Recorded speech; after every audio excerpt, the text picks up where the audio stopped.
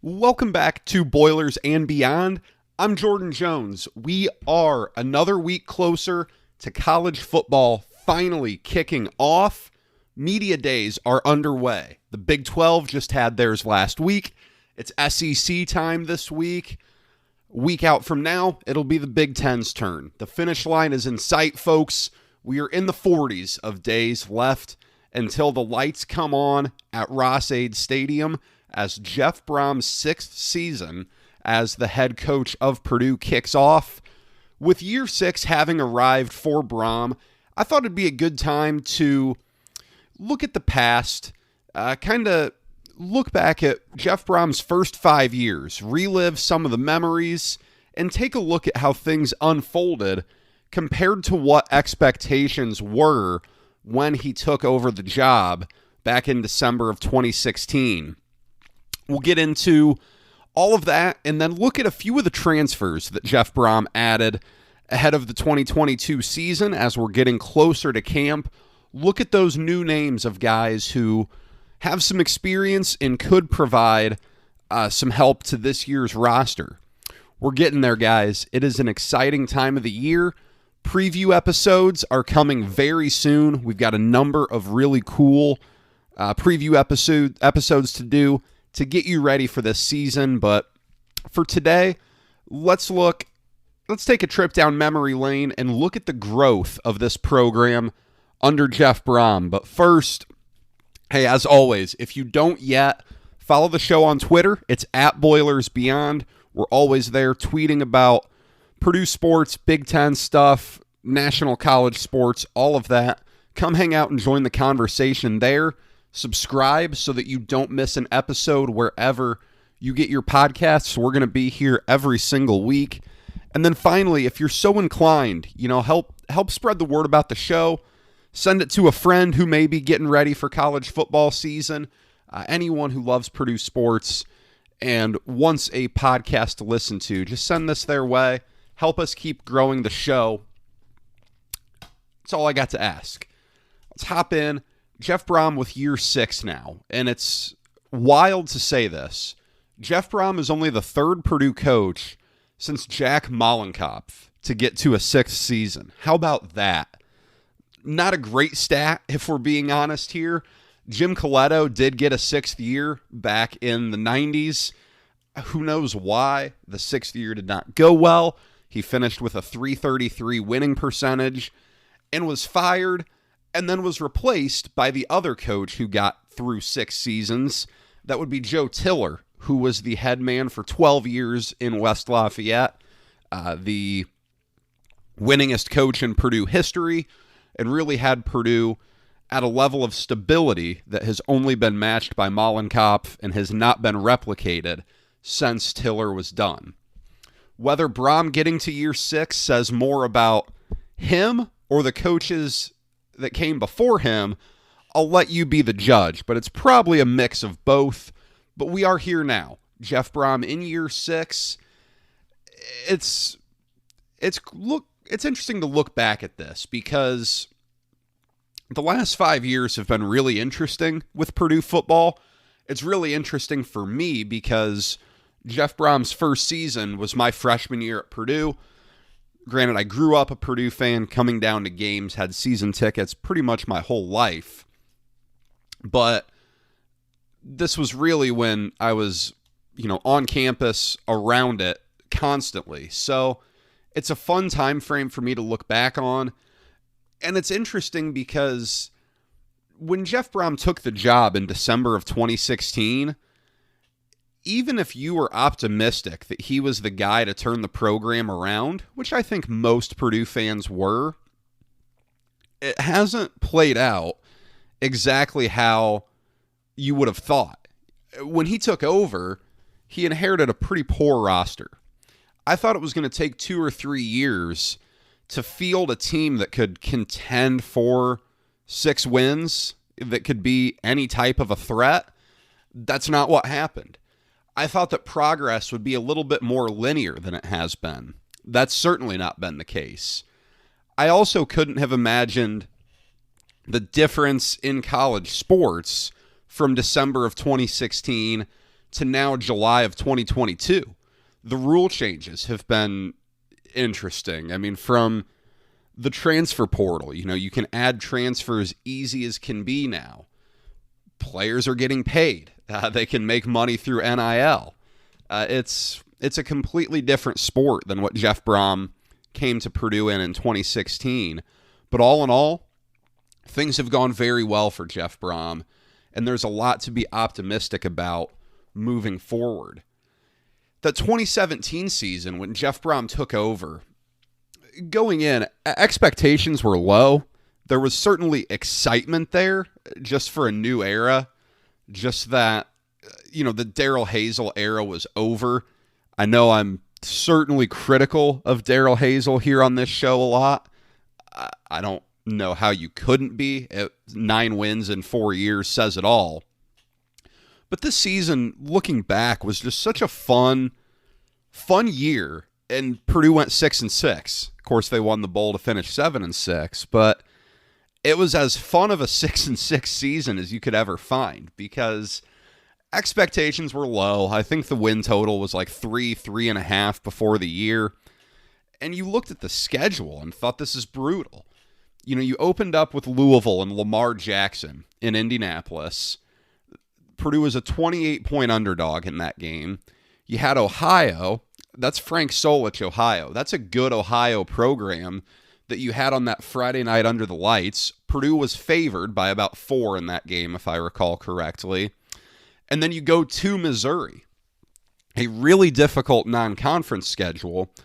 And all Purdue did was compete like hell with Louisville. Purdue was 28-point dogs. They lose by 7. Purdue got lucky at times with that game. They forced 2 fumbles at the goal line. Jackson Anthrop had a big day. Elijah Sindelar had a big day. But Purdue competed. And that sent a message right away that the program was at least more fun to watch. And then they follow that up by blowing out Ohio, and even more surprisingly, going to Columbia and just destroying Missouri. That was 35-3. I could not believe that. There were highs and lows to that season. There's no doubt. It was still a 500 season. Purdue had 3 straight one-score losses. They lost at Wisconsin, at Rutgers, a 14-12 game that was just brutal. And then they came home and lost on a last-second touchdown in Nebraska. You look at that Rutgers and Nebraska game, if those go the other way, this is an even better season for Purdue. Now, you can say the same. Purdue could have lost to Iowa. They could have lost to Indiana, the 2 games they won back-to-back at the end of the year to finish 6-6 and go 500, get to a bowl game. That Indiana game was just an awesome day at Ross-Ade. It was years of frustration that came to an end. It's not often that a 5-6 versus 5-6 game results in a field storming, but it was warranted. It absolutely was, because Purdue had been so bad for 4 years straight. And even going back further than Daryl Hazel, morale around the program had been low for much longer than that. Right or wrong, morale was pretty low during most of the Danny Hope era. Danny Hope was fired for going 500 2 years in a row. And it wasn't a fun brand of football to watch. This was fun. Purdue had a fun team, even though they weren't star-studded yet, the way they've become since with some really big names that were exciting to watch. Purdue was fun. They were running trick plays. It was like a flea flicker every game. It was fun. There were plenty of controversies during the season. Jeff Brohm could not pick a quarterback between David Blau and Elijah Sindelar. Everyone had an opinion, but no one had an answer. The same could apply to the kicker position, where Spencer Evans and J.D. Dellinger alternated field goals, alternated extra points. One of the more bizarre things you'll ever see. That was so strange. The run game was decent. It was a pretty good run game for Jeff Brohm. That's something that hasn't necessarily been the case for his whole tenure at Purdue. But again, the defense was really good on that group. Nick Holt's unit was very, very strong. It was a good defense that really won Purdue games. And that's something, again, that up until last season hadn't happened for Jeff Brohm at Purdue. You left the 2017 season, feeling like all expectations possibly could have, any expectation you could have had, the results on the field exceeded it. There was excitement around Purdue football again. That bowl win over Arizona was awesome. Again, not that bowl games necessarily indicate much. I think they're generally a poor predictor of future success or struggles, but it was just another exciting moment to ignite the fan base. And you went into the 2018 season, it felt weird to have expectations a little bit. Now, it's not that I was coming in there, anyone was coming into that season expecting, Purdue to compete for the Big Ten West or anything, but there was some anticipation. You felt excited about it. You had a Thursday night season opener at Ross-Ade against a Big Ten team. Does that sound familiar? That was an awesome environment for Northwestern. Purdue struggled out of the gate in that game. Elijah Sindelar really struggled. That did Purdue in. He threw 3 interceptions in the first half. But at the same time, Rondale Moore became a household name. He broke the all-purpose records yard in his first game at Purdue. That's something that, you almost had to see to believe because it was an incredible performance. And Purdue started 0-3 that year. That Eastern Michigan loss was awful. I think if you look at the arc of Jeff Brohm's career and how things went, in his first year, he wasn't afraid to play both Blau and Sindelar alternating possessions or just kind of off and on throughout the game. And I think that Eastern Michigan game was really the point where he realized that that's not a sustainable way to go. Now, that game was in awful weather, but Purdue's offense just couldn't get anything going. And at that point, Elijah Sindelar was hurt and ended up sitting out the rest of the year. David Blau became the guy for the rest of the year. And things got better. The offense got better.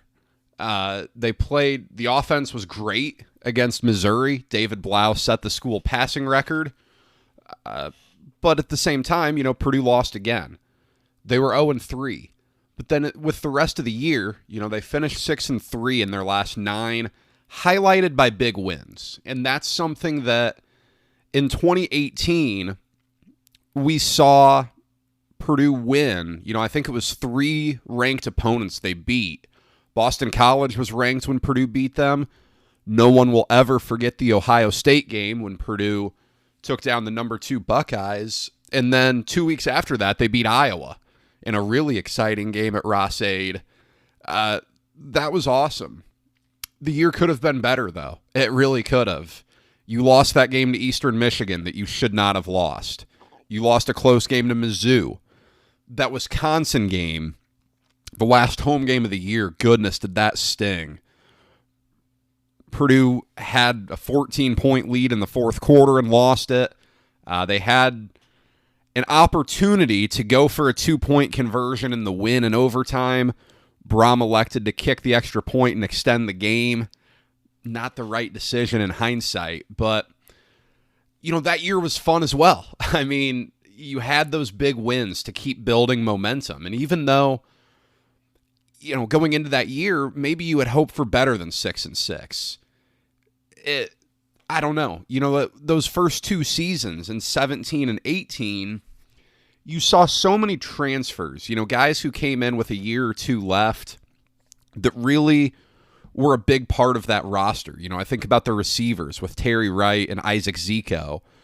There was help on the offensive line. In that first year, you know, TJ McCollum was a guy like that who came in as a grad transfer and was a big impact guy. There were a lot of holes that Brohm was able to plug through the transfer market. I think that was before the term portal was ever even a thing. But you also saw recruiting pick up.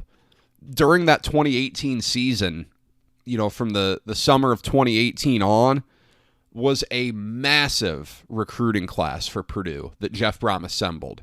You know, that 2019 class finished number 5 in the Big Ten. You had guys in there. You had George Karlaftis and David Bell. Those guys, obviously, you know, 3 and done going to the NFL. Milton Wright, Marvin Grant, no longer with the team, either of them, but they were 4-star guys who made an impact while they were at Purdue. You had a number of other names: Mershawn Rice, King Doru, Cam Allen, Jalen Graham, TJ Sheffield. I mean, a lot of guys who have been really productive for Purdue.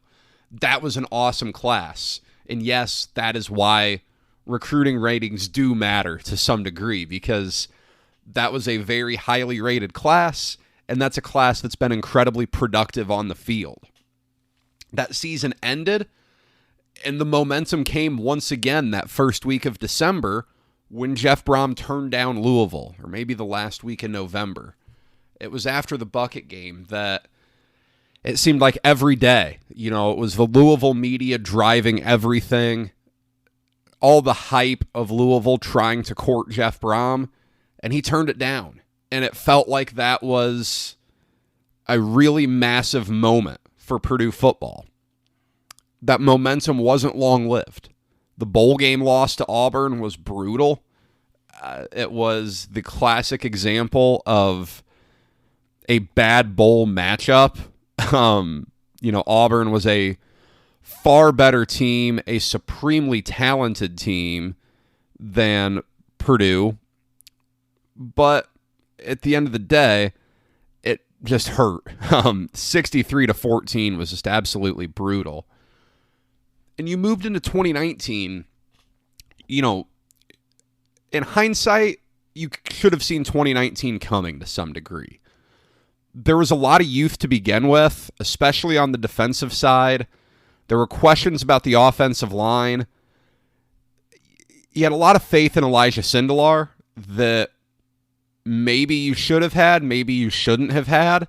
It all depends on your perception of the Blau versus Sindelar quarterback race, because I think most fans had a guy they preferred. This year, though, was all about injuries. It really showed the lack of depth that Purdue had built up, which is a major reflection on the 2016 recruiting class, the 2017 recruiting class that were mostly done by Darrell Hazel. That season began with a game that should have never been scheduled. Going to group of 5 programs is one of the dumbest things you can do scheduling, because it's an awful loss if you lose to a group of 5 program. Why would you go on the road and make that more likely? And Purdue did that. They went out to Nevada. I think that game was on August 30th, technically. So it's August. It was hot out there. You're in the altitude, and you saw it unfold like that. Purdue got off to a great start, and then throughout the second half, they just withered. They lost that game, and it set the tone for the season. You know, they beat Vanderbilt. Without Elijah Sindelar against TCU, they didn't stand a chance. That was a bummer. You know, you had an awesome night game atmosphere, and Purdue just got hammered. And, you know, the next week, Sindelar and Moore go down on the same play against Minnesota, and your hopes for that season were out the window. A bowl game was going to be pretty unrealistic. It became a season about development, and that is where 2019, in hindsight, has paid dividends for Purdue. There were a lot of guys who got to play more than you would have expected that season that's really helped Purdue in the long run. Think about guys: Branson Dean, Lawrence Johnson, Cam Allen, Corey Trice, Jalen Graham. Graham wasn't exactly in the same position he's played, but these guys all got some run. On offense, you've seen the same thing. Payne Durham got some action. King Doru carried the load at times. David Bell got a lot of looks. Milton Wright a little bit, not too much, but a little bit. Both Jack Plummer and Aiden O'Connell got game experience. So there was really some development that took place that you saw pay off, especially in 2021 when Purdue went, 9-4 with a lot of guys who had played significant reps in 2019, probably before they were ready to play that many reps. But hey, it worked in the long run.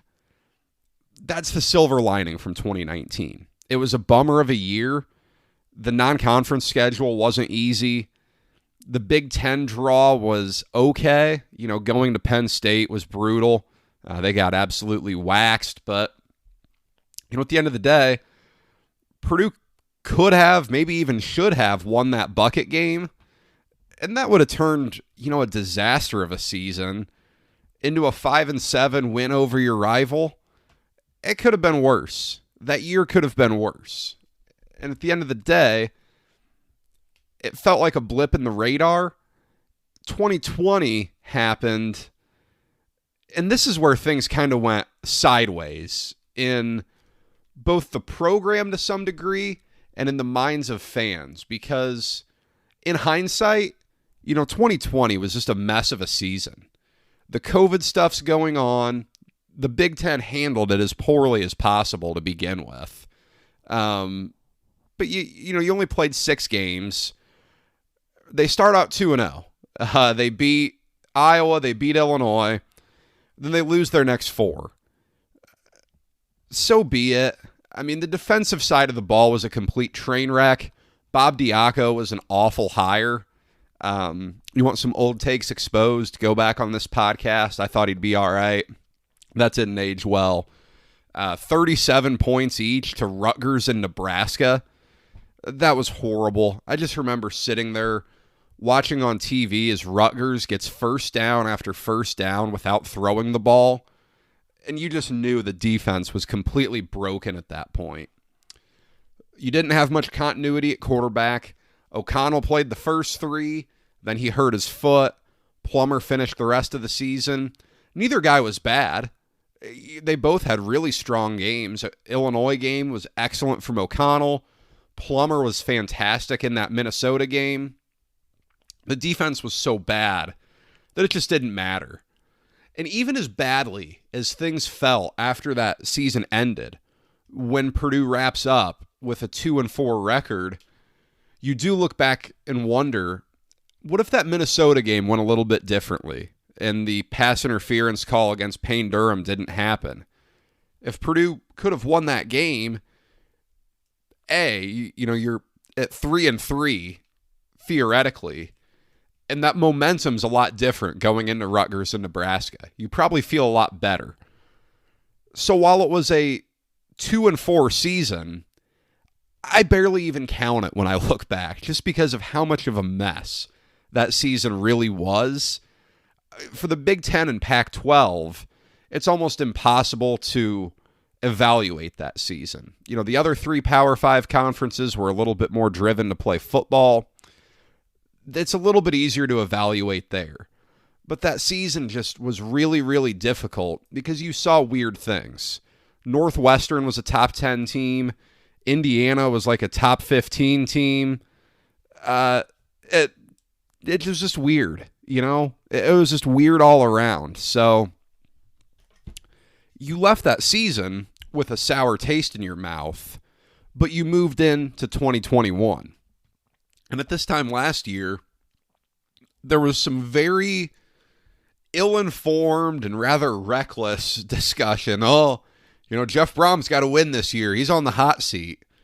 Purdue could have gone 1-11 last year. With that buyout, Jeff Brohm was not getting fired. That was always just unrealistic completely. But it was time to right the ship. It was time to show why he got the contract extension that he did after the 2018 season, after he turned down Louisville. It was time to get back to a bowl game and to compete strongly in the Big Ten West, to stack up to the programs that Purdue desired to be. And it happened. It was a very good year. It was defined by making the move to Aiden O'Connell after the Illinois game, I guess halfway through the Illinois game, really. I thought Plummer was the right guy to start the year. It's not that Plummer was all that bad. It's just that Aiden O'Connell was able to make that offense more dynamic by throwing the ball downfield. That was the big difference. The offense was fun again. You had a couple of big wins. Again, that's kind of the story of what we've seen through 5 years of Jeff Brohm, is that there are big wins. Look at the attendance from last year. People were excited. The Oregon State game had really good attendance. It wasn't a sellout, but it was close. Illinois, Wisconsin, Minnesota was pouring rain, so harder to judge there. Even Indiana, Michigan State sold out. Indiana in the cold, I think, was sold out. There was a lot of excitement around the fan base. The bowl win, again, capped off an unreal year. Purdue got to 9 wins for the first time since 2003, I believe. It was the first 8-win regular season since 2007. I mean, it was the first time they were above 500 in the regular season since 2007. And again, you just got people excited again. That momentum has continued. People are really excited about what's to come now. Purdue tweeted out on Friday they've sold more than 4,500 new season tickets for this upcoming season. That's awesome. This is a time where that's not the case across the country. Schools are struggling to get people in the seats. That's a common problem across the country. Purdue isn't having that issue right now. You'll enjoy it while you have it, because that can change in the blink of an eye. But for right now, you look ahead. You're excited about Purdue, and now it's time, in theory, to build some stability here. To keep bowl games as an annual tradition, the way they were under Joe Tiller. That's what you want to do. Keep raising the floor for what you do. It's like you look at programs like Wisconsin and Iowa, who are in the current Big Ten establishment with the divisions. They're the 2 consistent programs in the West. I couldn't tell you the last time either of those programs missed a bowl game. I don't know if they made one in 2020. I don't count that. But in a real season, when's the last time either of them missed a bowl game? Now, I know they play a very different style than Purdue, but that's kind of what your goal needs to be, is to be that program that even in a down year, you're still going to bowl games. It's not going to happen overnight. You want to keep raising that floor. You do it through recruiting. The recruiting is the name of the game. Both out of high school and through the transfer portal, you have to continue to improve your roster every year to raise that floor, and then you want to see what the ceiling looks like. Was the 9-4 season a ceiling? You hope not, but it could be. Let's face it, Purdue's only won 10 games in a season once in school history. That came back in 1979. It's been a while. You want to see what you can do here. How high is that ceiling? How high can you raise the floor to? That's ultimately what you want to know going forward. Just to keep building that stability. And even if, the Big Ten moves away from divisions, which I think they will, probably not to the benefit of Purdue, but you want to see how you can position yourself in the middle of the pack of the Big Ten. You're never going to be an Ohio State. You're never going to be a Michigan or a Penn State. But what can you do against Iowa? What can you do against Minnesota? How about Michigan State? Programs like that. That's where you want to compare yourself as you look to continue growing in the Big Ten for year 6 and beyond of Jeff Brohm.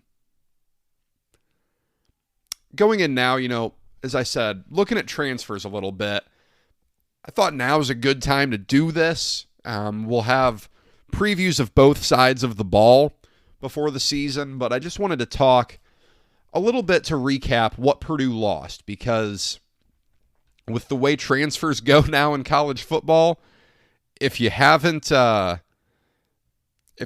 been paying attention to the transfer portal hard, you probably missed a few things. So, who left? Most notably, Marvin Grant left. He entered the portal the last day for immediate eligibility. He landed at Kansas. Weird situation. I don't know what all went on there. I'm not going to claim to know, but I can't imagine that Kansas was the goal. As we discussed on last week's podcast, last week or 2 weeks ago, either way now, Samson James took off. He is in the transfer portal. He'll have came and left from Purdue without ever having played a game. So he's gone. You saw Jack Plummer. He hopped in the transfer portal and is the presumptive starter at Cal this year. Very well deserved for him. He's a good player. That'll be a good fit for him. Past that, not much. There are plenty of guys who left, but not a lot of guys who had an impact at Purdue or were expected to have an impact. Who came in that will have an impact? How about we start with Tyrone Tracy, wide receiver from Iowa, Indianapolis native from Decatur Central. If you're judging by the stats when he was at Iowa, probably not that big of an ad. Again, context is important when you look at Iowa guys because Spencer Petras and Alex Padilla were the ones getting him the ball. Not good quarterbacks. Not good quarterback play at all. I think Tracy will be an impact guy right away at receiver, potentially in the backfield. I know we've heard that he may, pop into the backfield a little bit the way Anthrop did a year ago. You added Charlie Jones, wide receiver and kick returner, also from Iowa. He brings some pop as a kick returner. He was the All-Big Ten first-team kick return man last year. This is a program that hasn't run a kickback for a touchdown since 2013. Again, it'll be interesting to see what happens there. As a receiver, it's possible that he gets some good reps there. I don't really know what to expect. Again, it's really kind of hard to project some of these Iowa guys because their offense is so different. Their style of play is so different. Difficult to project, but him and Tyrone Tracy, both going to be impact guys. Kobe Lewis from Central Michigan, absolutely a guy who I think is going to make an impact. 1,000-yard rusher in 2019, had a solid 2020 year, missed all of last season with injury. Again, I said this last week, I think this was a big factor in Samson James moving on. The question is, where does Lewis stack up here? Is he splitting carries with Doru? Is he behind Doru? Is he ahead of Doru? How does Kobe Lewis do catching the ball? I think he has the potential to be the biggest addition out of the transfer portal group that Purdue landed. They got some offensive line depth. Sion Finau from Florida International looks like a guard, whereas Daniel Johnson from Kent State looks like more of a tackle. Finau missed spring ball with an injury. Johnson arrived over the summer. Whether either guy will start or not, I think that's a fair question.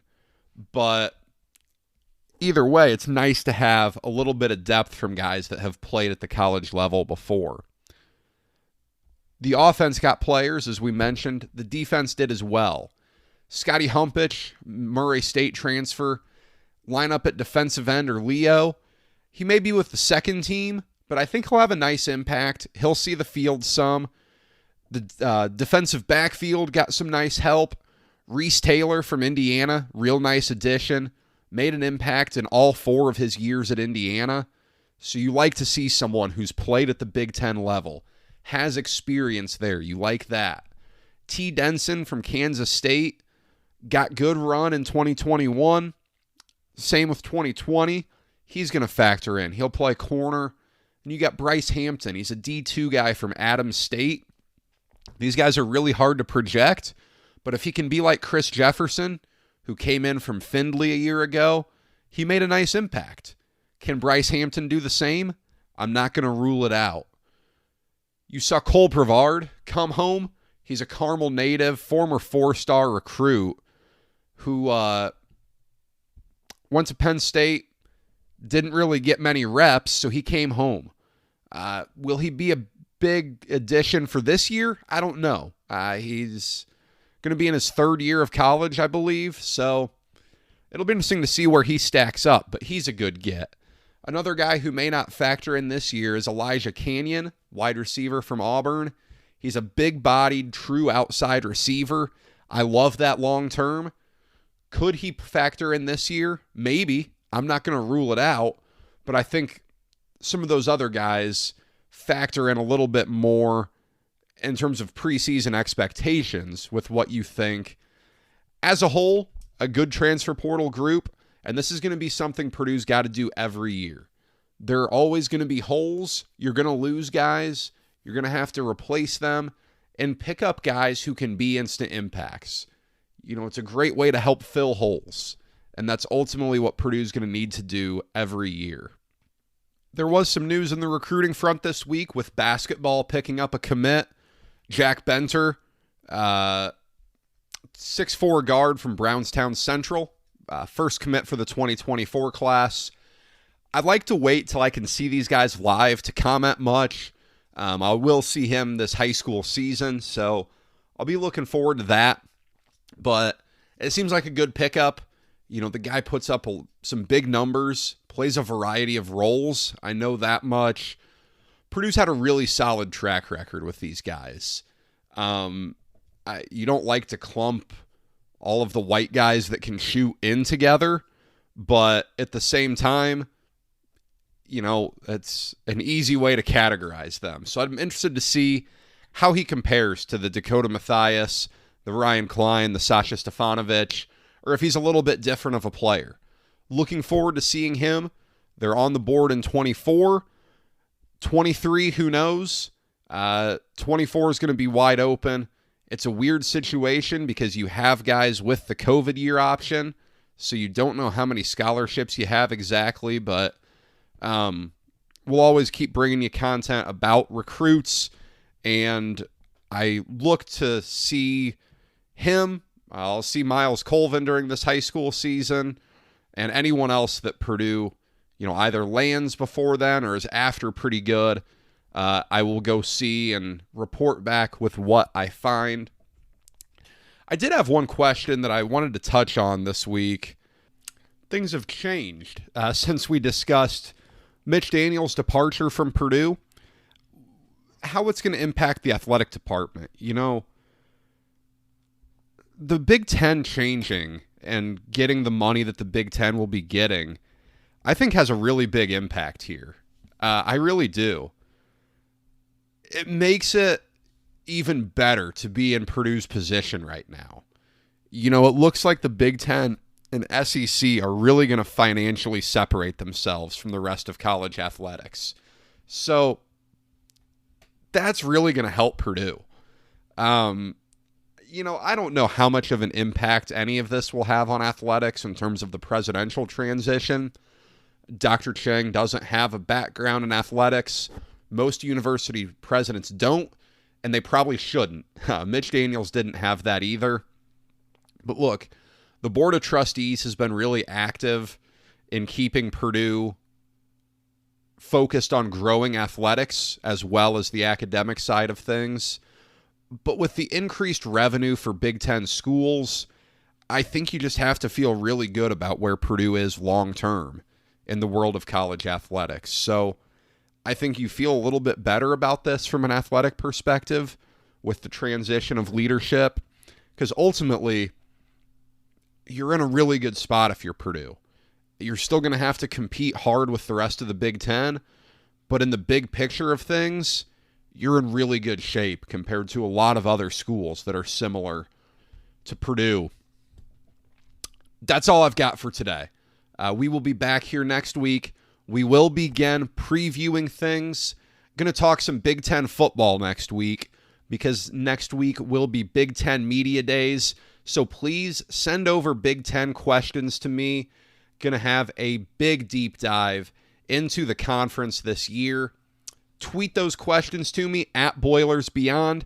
Be sure to follow the account there so that you can stay in touch with the show and join the conversation. Subscribe wherever you get your podcasts.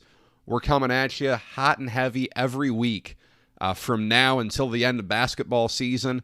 So be sure to subscribe so you don't miss anything. And hey, if you don't mind, if you enjoy the show, we always appreciate you spreading the word. Until next week, take care, everybody.